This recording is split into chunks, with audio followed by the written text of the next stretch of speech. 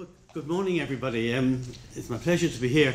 In fact, I'm very lucky to be here. There was a bad storm in Dublin yesterday, and I thought I wasn't going to get here.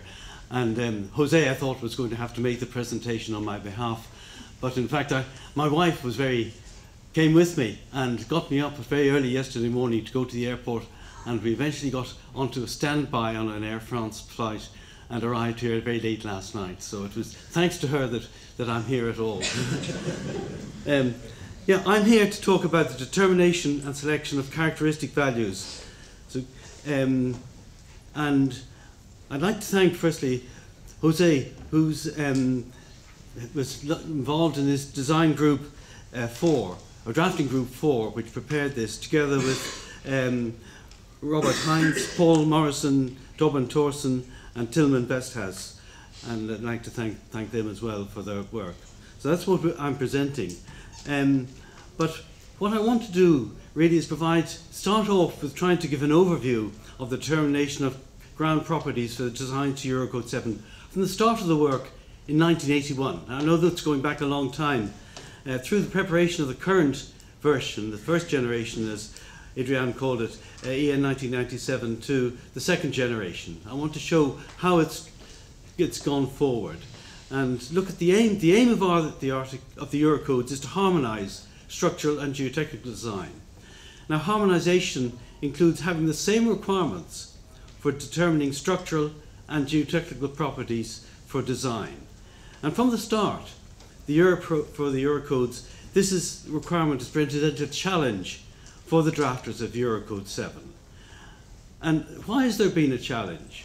Well, structural materials such as concrete and steel, they're manufactured materials. And structural engineers specify the properties of materials required for design. Whereas the ground, it's a natural material. And geotechnical engineers therefore need to determine the properties of the ground as part of the design process.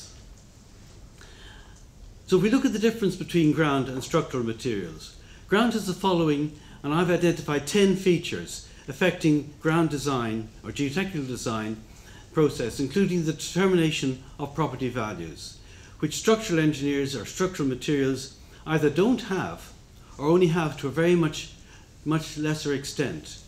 And those are the properties there.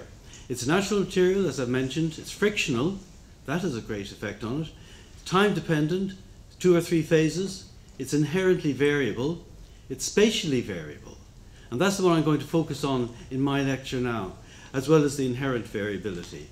The ductility, the dilatant aspect of it, it's compressible with a low stiffness, and it has a complex stress-strain behavior.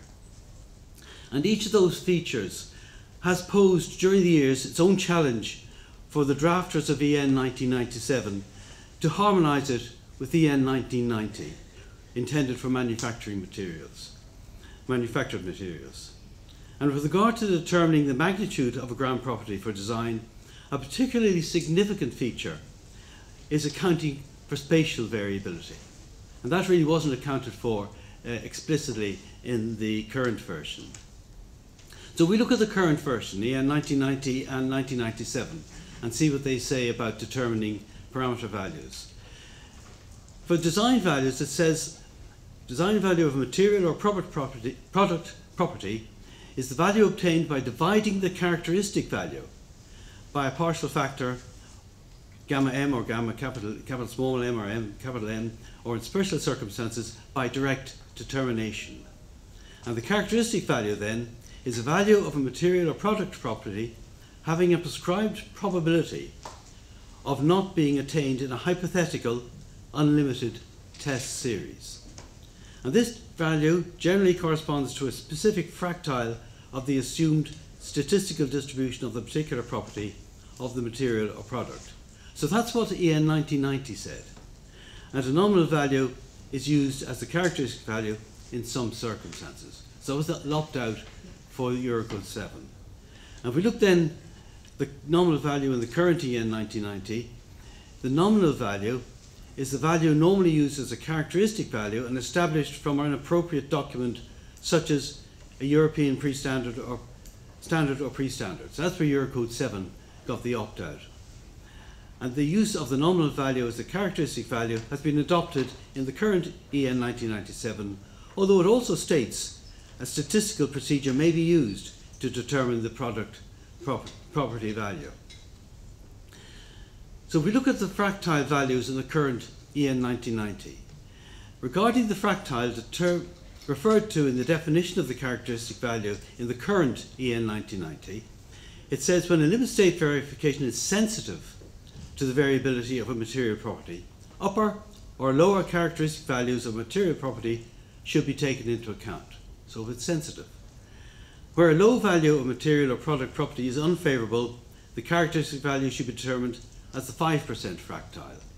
And then when the high value of material or product property is unfavourable, the characteristic value should be defined as the 95% fractile. But no guidance is provided if the limit state verification is not sensitive to the variability of the material property. So that's the fractile value in the current EN 1990. So we look at the current EN 1997 determination procedure. It says the characteristic value of geotechnical parameters, the characteristic value of a geotechnical parameter should be selected as a cautious estimate of the value affecting the occurrence of the limit state. That's what it says at the moment. If statistical methods are employed in the selection of the characteristic value for ground properties, such methods should differentiate between local and regional sampling and should allow the use of a priori knowledge of comparable ground properties. And if statistical methods are used, the characteristic value should be derived such that the calculated probability of a worst value governing the occurrence of the limit state under consideration is not greater than 5%. So that's what it says in the current version about if you use statistics. Currently, EN 1997 lists the following factors to be taken into account when selecting the characteristic value: geological and other background information, such as data from previous projects, the variability of the measured property values and other relevant information from existing knowledge, the extent of the field and laboratory investigation, the type and number of samples, the extent of the zone of ground governing the behaviour of the geotechnical structure at the limit state being considered, and the ability of the geotechnical structure to transfer loads from weak to strong zones in the ground. However, no guidance is provided in the current EN 97 on how to take these factors into account. For example, the type and number of samples. So, what happens in current practice? Well, by stating if statistical methods are used, the implication, I understand, in the current version is that statistical methods will not usually be used, and I don't think they usually are. Hence, in practice at present, the characteristic value is often obtained as a cautious estimate. No guidance is provided on how cautious that estimate should be, so we don't really know how cautious it should be. Also, as previously mentioned, no guidance is provided on how to take account of such factors as the number and the type of samples, the variability of the measured property, nor the extent of the zone governing the behaviour. No guidance on how to do that at the moment.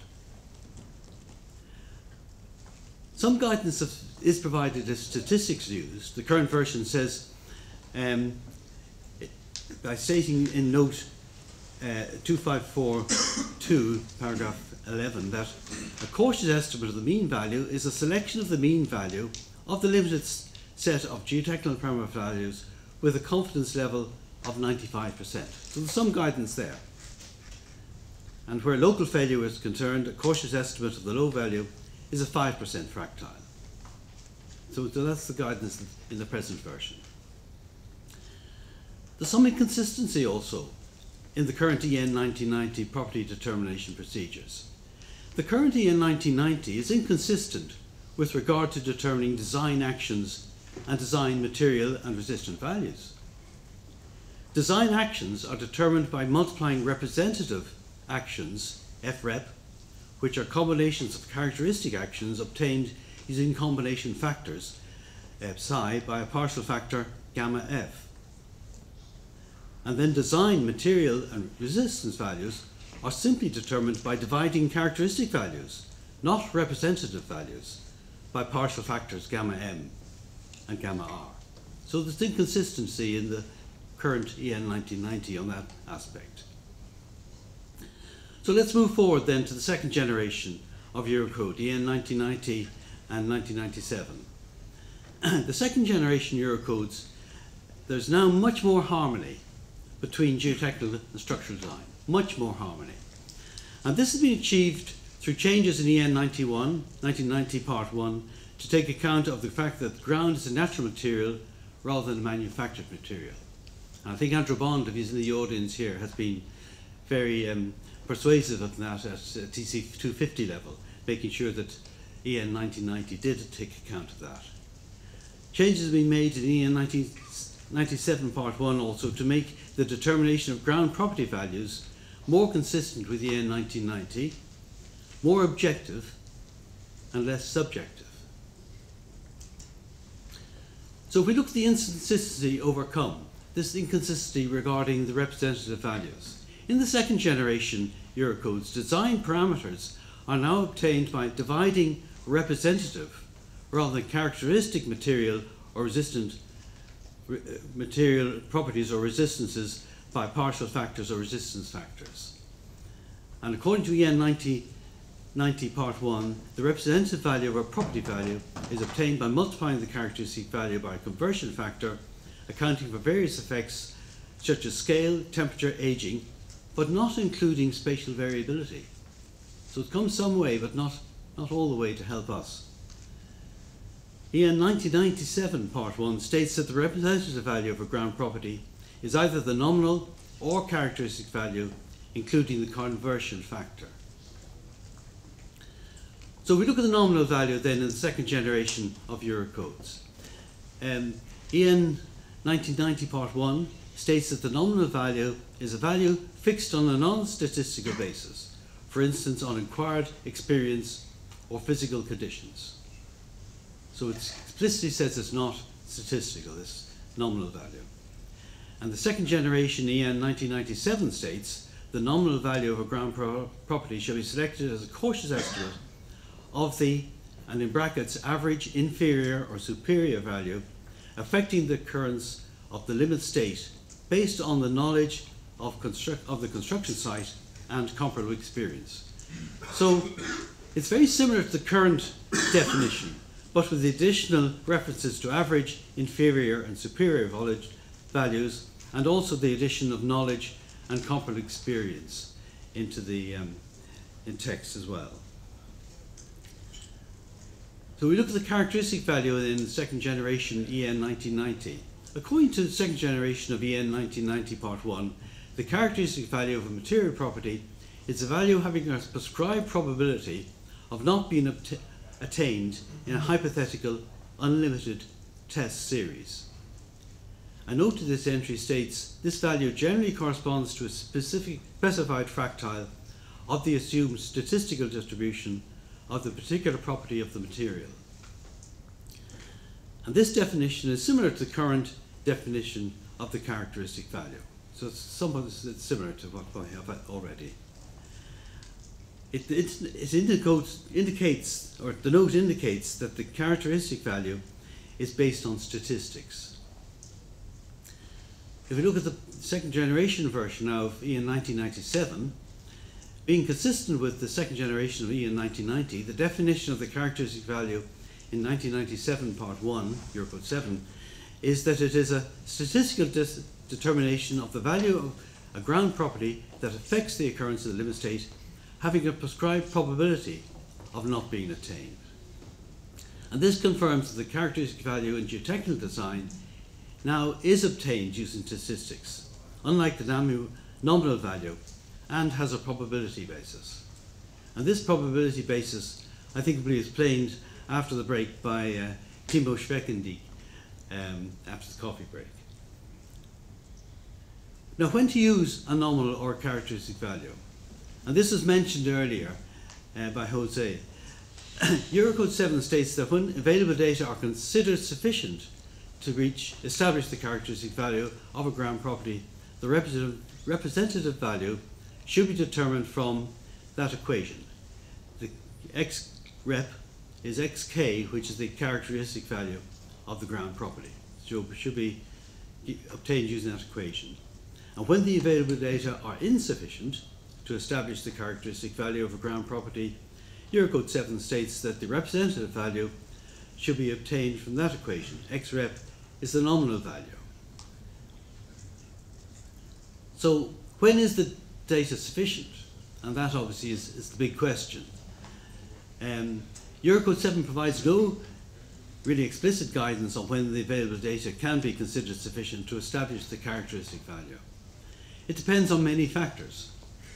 These include the number of derived samples, the variability of the ground properties, and the extent of the zone of influence.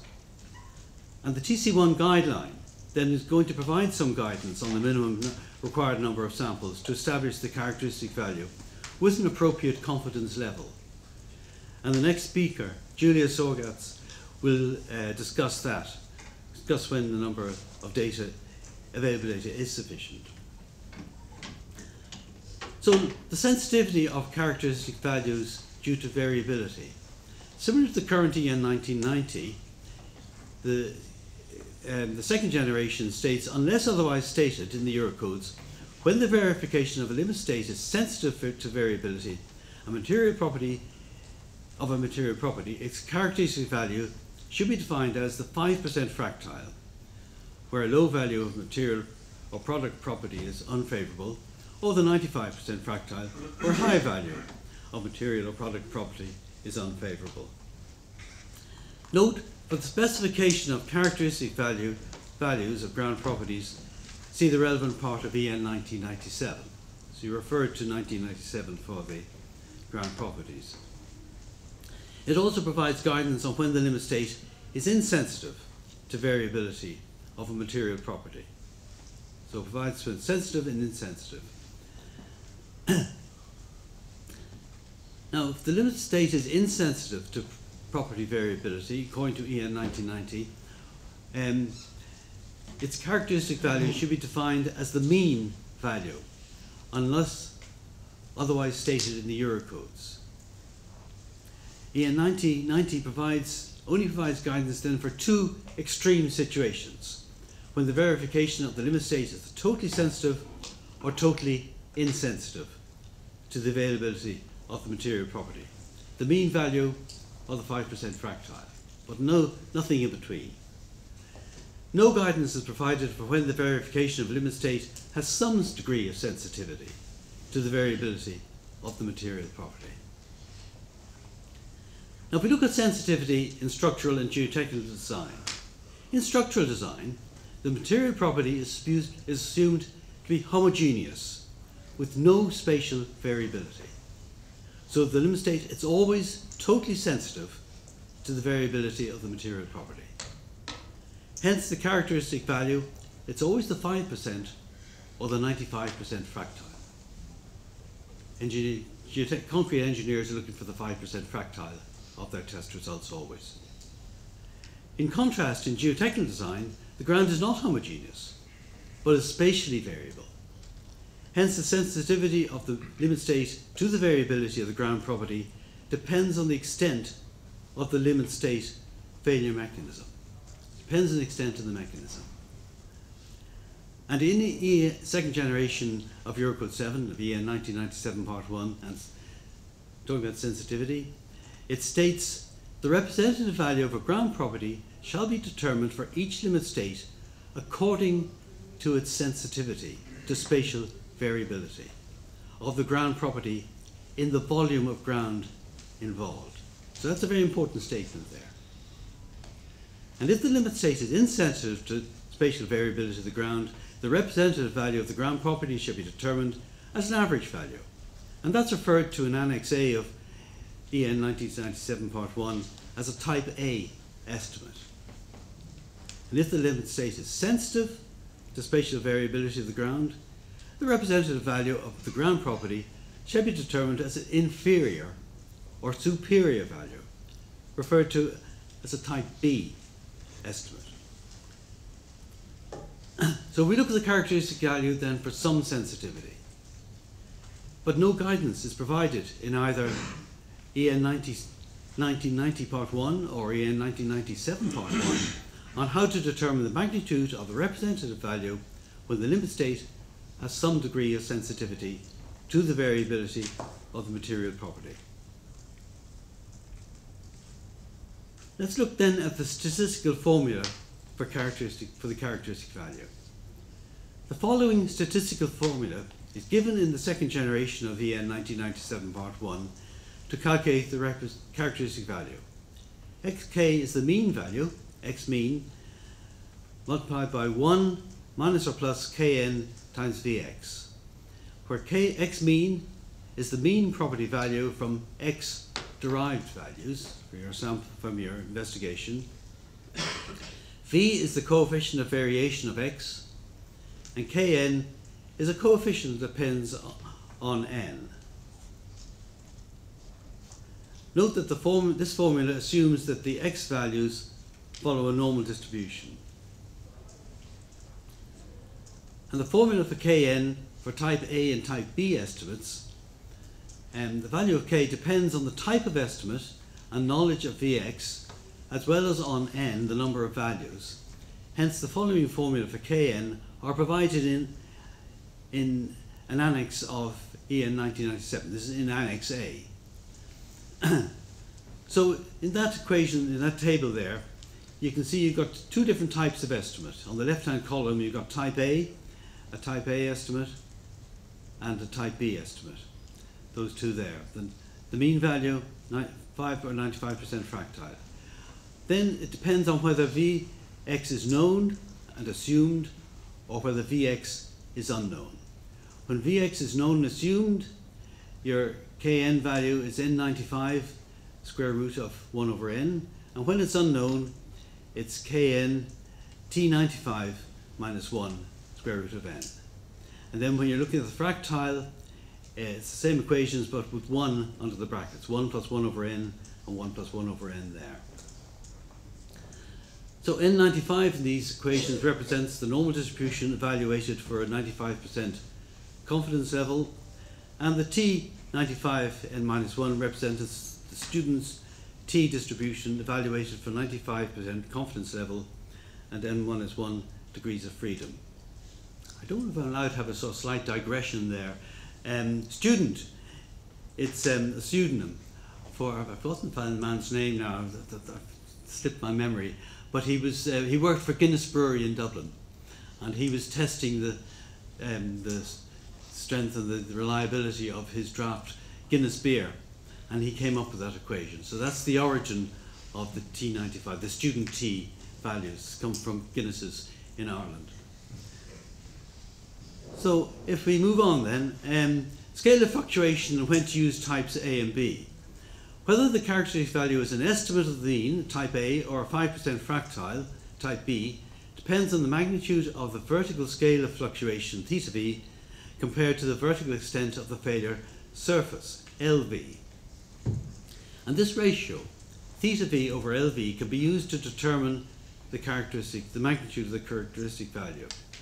When the vertical extent of the failure surface is very large, compared to the vertical scale of fluctuation, in other words, theta V over LV is very small, approximately 0, then the characteristic value is an estimate of the mean value, in other words, a type A value.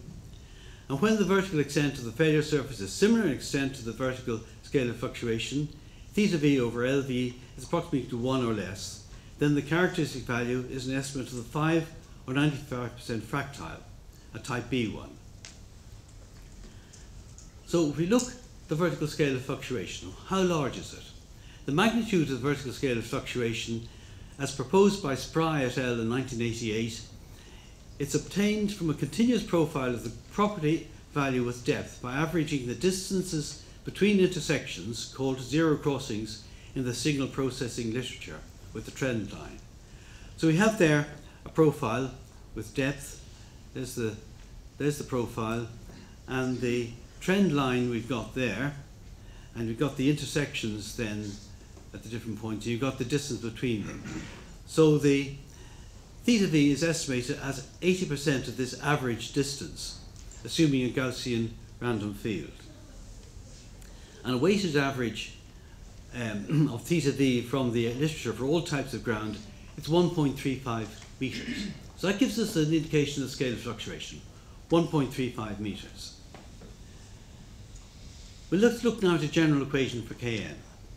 The general formula for Kn proposed by Task Group 1, it's not in Eurocode 7, that accounts for theta over L for the additional type C estimate when the sensitivity of the limit state is intermediate between types A and B is obtained using the sensitivity index capital lambda squared is equal to theta v over LV as shown in the following table.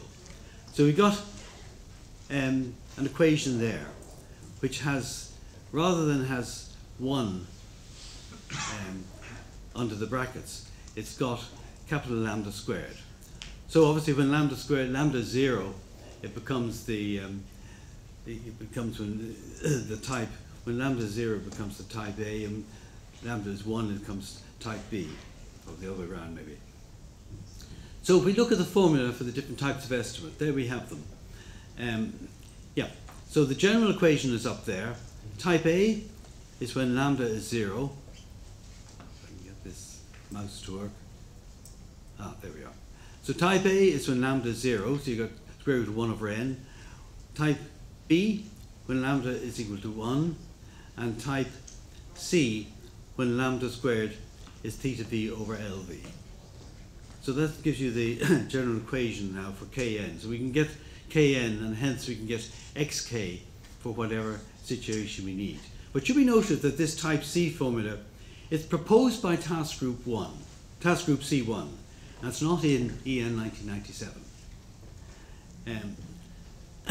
Now if we look at the formula for xk over x mean, if we recall that equation for the characteristic value, xk is x mean 1 minus or plus kn dx. So we substitute in for kn, we get that equation. It's equal to 1 minus n95 square root of theta v over lv plus 1 over n times vx. Oh, excuse me, I put the brackets in the wrong place. Well, left out a, no, that the vx is not the right place there. Yeah, no, that's right. It's okay. It's okay. And consider the design situation where, taking a particular example, you've got Vx of 0.3, n samples, n95 is 1.64, and theta v is 1.35, the weighted average from the literature. And for using these values and plotting xk over x mean against theta v over lv, we've got that graph there. So on the left-hand end of this graph, up here, we've got theta v over lv is very small, so that means we've got the type A estimate. Then we move into type C in the middle range here, and then when theta v over lv is large, we've got the type B estimate.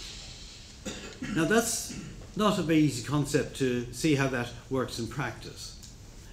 So type B is the local failure, type A is the global failure, type C is the intermediate situation, and then the bounds 90% above and below give limits for the types A and B. So we've chosen a 10% limit. Take 10% below type A and above type B. So the mean value is up there.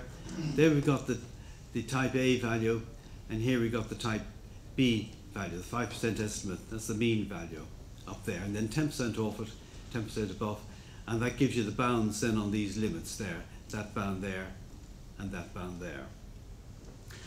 So if we can get rules of thumb for the ranges of types of estimate using this. So for the chosen conditions where theta v is 1.35 and xk over x mean, values can be plotted against the vertical extent of the limit state.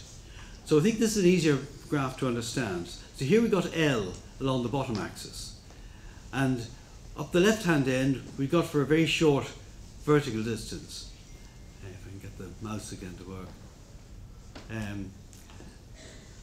So we got type B at the end, then we go into type Z, type C, and then on the right hand side, here we are, we got type A. So that's when you have a large extent, intermediate extent, and that's the small extent for the limit state. And rules of thumb then for particular conditions obtained for the ranges of L for these three types of estimate.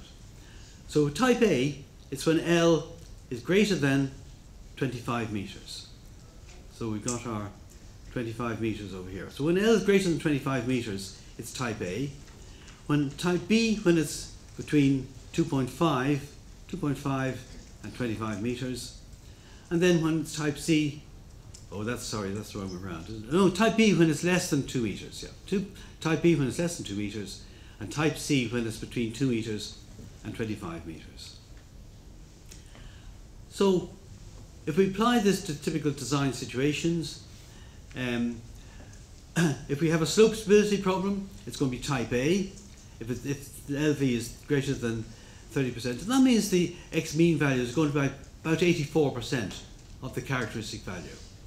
For piled foundation, the shaft resistance is going to be type C if it's, say, about 15 meters long, and you got about 78% mobilized value. The XK means 78% of the mean value. If you're looking at spread foundation, bearing failure will be type C, say if the depth of the zone extent of the limit state was 6 meters, and you're going to have a characteristic value about 72% of the mean value. And then if sliding failure, it's much smaller. It's going to be type B, and according to this calculation, it works out about 48%. So that's quite a low value in this particular case because of the sensitivity to the sliding. So that's a guideline, I say, that's been brought up in the DGC1's guideline. And these rules of thumb then provide some guidance on how cautious the access value should be for different geotechnical design situations. So previously there was no guidance. So here, hopefully we're providing some guidance that will be helpful to people. So look at some conclusions. Using statistics to obtain the characteristic value, assuming available data are considered sufficient, you use statistics if there's sufficient data, and this can be achieved very easily by implementing the formula in Annex A of 1991 for EC7, and the formula can give guidance on how cautious the characteristics should be for different design situations.